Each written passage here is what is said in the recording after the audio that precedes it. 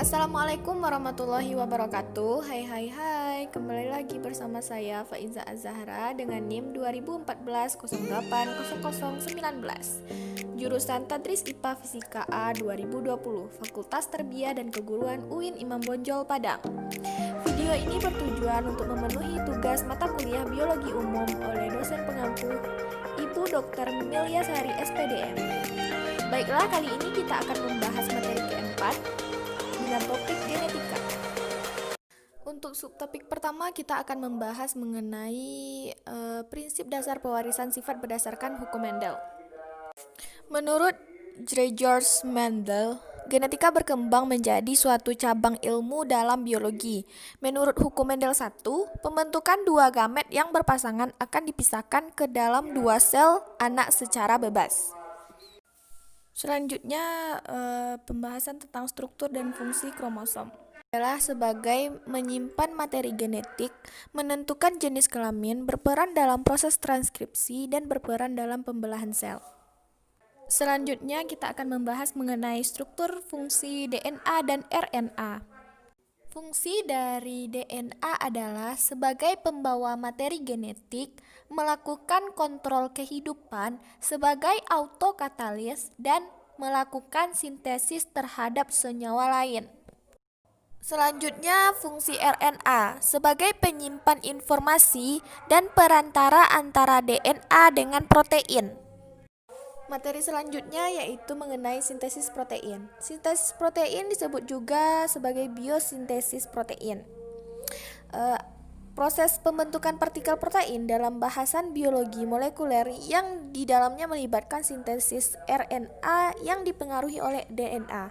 Dalam proses sintesis protein, molekul DNA adalah sumber pengkodean asam nukleat untuk menjadi asam amino yang menyusun protein, tetapi tidak terlibat secara langsung dalam prosesnya. Molekul DNA pada suatu sel ditranskripsikan menjadi molekul RNA.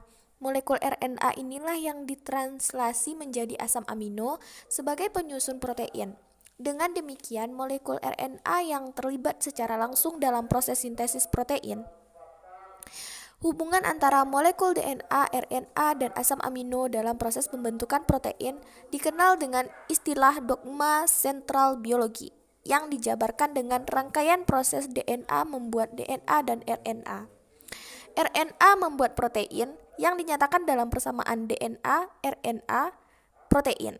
Seperti kebanyakan dogma, terdapat pengecualian pada proses pembentukan protein berdasarkan bukti-bukti yang ditemukan setelahnya, sehingga dogma ini akhirnya disebut sebagai aturan. Untuk subtopik selanjutnya yaitu membahas tentang contoh rekayasa genetik pada mikroba dan tumbuhan. Rekayasa genetik adalah cabang ilmu yang berhubungan dengan modifikasi langsung atau perubahan susunan genetik dari suatu organisme hidup untuk mengekspresikan sifat-sifat yang tidak alami namun diinginkan. Memodifikasi genetika ini dilakukan dengan menggunakan bioteknologi. Prinsip dasar teknologi rekayasa genetik adalah manipulasi atau melakukan perubahan susunan asam nukleat dari DNA atau gen, atau menyelipkan gen baru ke dalam struktur DNA organisme penerima. DNA baru dapat dimasukkan secara acak atau ditargetkan ke bagian tertentu dari genom. Selain memasukkan gen, proses ini dapat digunakan untuk menghapus gen. Rekayasa genetik dapat diaplikasikan ke dalam berbagai hal yang berguna, termasuk dalam penelitian, pertanian, operasi, kedokteran maupun teknologi. Adapun beberapa contoh dari rekayasa genetik yang bisa bermanfaat bagi makhluk hidup antara lain pembuatan protein, hormon, jaringan, dan organ pada bidang kedokteran. Pengobatan, obat-obatan dalam bidang farmasi, penyembuhan penyakit genetik permanen oleh terapi gen, peningkatan varietas tanaman dan pengembangan varietas baru dengan hasil yang lebih tinggi dan ketahanan terhadap penyakit dan hama, serta peningkatan kualitas nutrisi berbagai produk makanan dari hewan. Terakhir, menelaah nilai-nilai Islam tentang genetika terdapat dalam Quran Surat An-Nisa ayat 1.